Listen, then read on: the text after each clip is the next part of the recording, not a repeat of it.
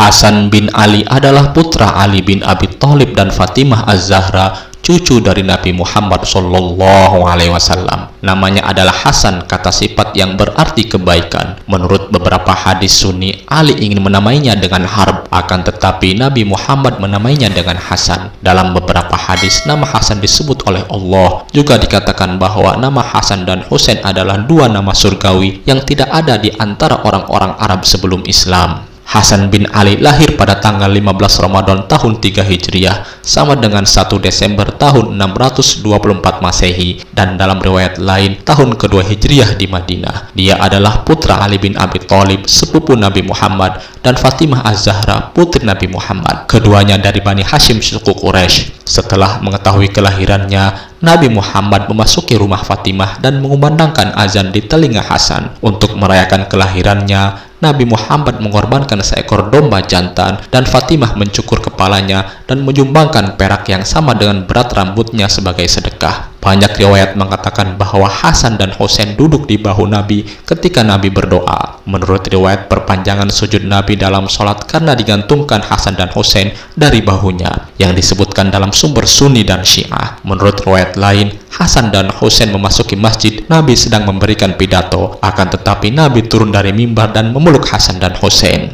Setelah pembunuhan Ali oleh seorang Khawarij, Abdurrahman bin Muljam, sebagai pembalasan atas serangan Ali terhadap Khawarij di Nahrawan, orang-orang memberikan kesetiaan kepada Hasan. Sebagian besar sahabat Nabi Muhammad yang masih hidup, yaitu Muhajirin dan Ansor. Hasan tidak mengambil tindakan apapun untuk perang atau perdamaian selama hampir 50 hari. Setelah mendengar berita kematian Ali bin Abi Thalib, Muawiyah mengirim mata-mata ke Irak dan kota Kufah dan Basrah. Setelah mengetahui hal ini, Hasan menangkap dan mengeksekusi mata-mata dan memerintahkan Gubernur Basrah untuk melakukan hal yang sama dengan mata-mata lainnya. Hasan dan Ibnu Abbas masing-masing menulis surat kepada Muawiyah secara terpisah dan mencela tindakannya. Dalam disertasinya, Hasan justru mengancam Muawiyah dengan perang jika terus melakukannya. Berlanjutnya aksi Muawiyah ini dan ekspansinya menyebabkan Hasan memperingatkan Muawiyah dalam surat-surat yang rinci. Mengingat posisinya dan keluarganya, ia menegaskan kembali haknya atas kekhalifahan dan meminta Muawiyah untuk mematuhinya, mengancam bahwa perilaku yang berlanjut akan mengarah pada perang. Sebagai tanggapan, Muawiyah menghubungkan keunggulannya atas Hasan untuk usia lanjut dan pengalaman dalam pemerintahan.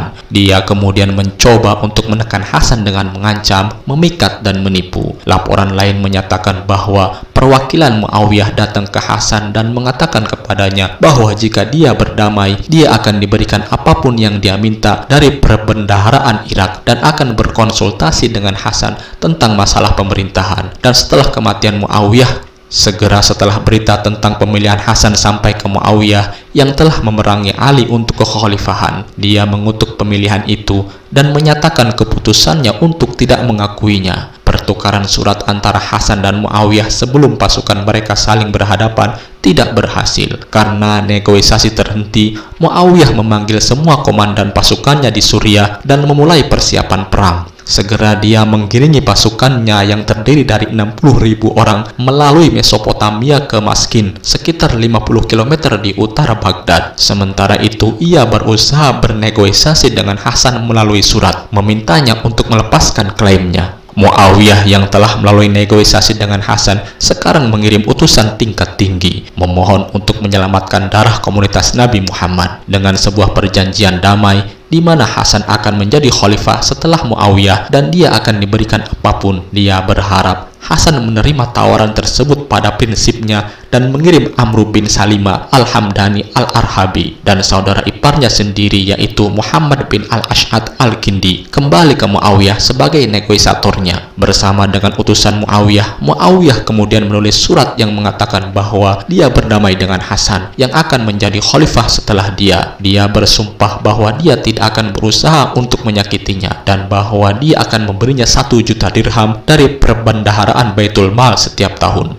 bersama dengan pajak tanah, pasa, dan darobjit yang akan ditagih oleh Hasan kepada agen pajaknya sendiri. Surat tersebut disaksikan oleh keempat utusan tersebut dan bertanggal Agustus 661 Masehi. Setelah perjanjian damai dengan Hasan, Muawiyah berangkat dengan pasukannya ke Kufah, di mana dalam upacara penyerahan umum dia meminta Hasan untuk berdiri dan meminta maaf. Setelah bantahan pertama, Hasan bangkit dan mengingatkan orang-orang bahwa dia dan Husain adalah satu-satunya cucu Nabi Muhammad dan bahwa dia telah menyerahkan kekuasaan kepada Muawiyah demi kepentingan terbaik masyarakat. Dalam pidatonya sendiri, Muawiyah menyangkal semua janjinya sebelumnya kepada Hasan dan yang lainnya yang dia buat semata-mata untuk menghentikan pemberontakan. Kemudian orang-orang bergegas dari segala arah untuk bersumpah setia. Saat masih berkemah di luar Kufah, Muawiyah menghadapi pemberontakan Khawarij. Dia mengirim pasukan kavaleri melawan mereka, tetapi mereka dipukul mundur. Muawiyah kemudian mengirim Hasan yang sudah berangkat ke Madinah dan memerintahkannya untuk kembali dan berperang melawan Khawarij. Hasan yang telah mencapai Al-Qadisiyah menulis kembali bahwa dia menyerah melawan Muawiyah, meskipun itu adalah haknya yang sah demi perdamaian dan kompromi di komunitas, bukan untuk berjuang di pihaknya. Dalam kurun waktu 9 tahun antara Hasan turun tahta pada tahun 41 Hijriah yaitu 661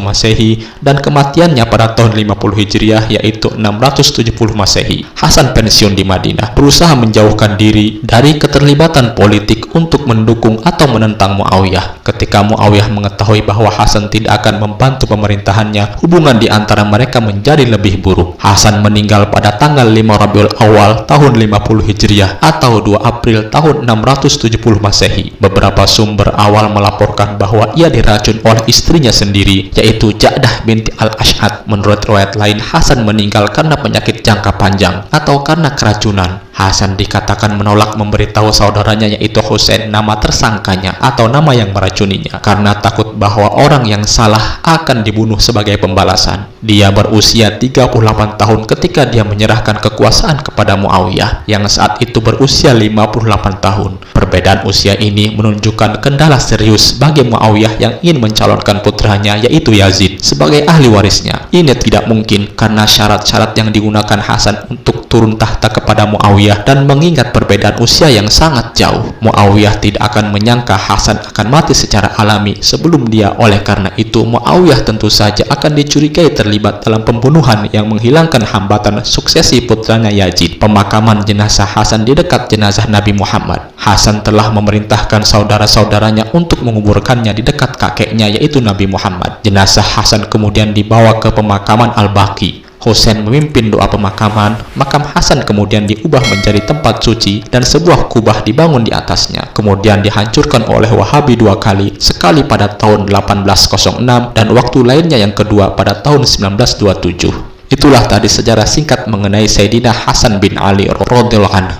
Semoga bermanfaat. Assalamualaikum warahmatullahi wabarakatuh.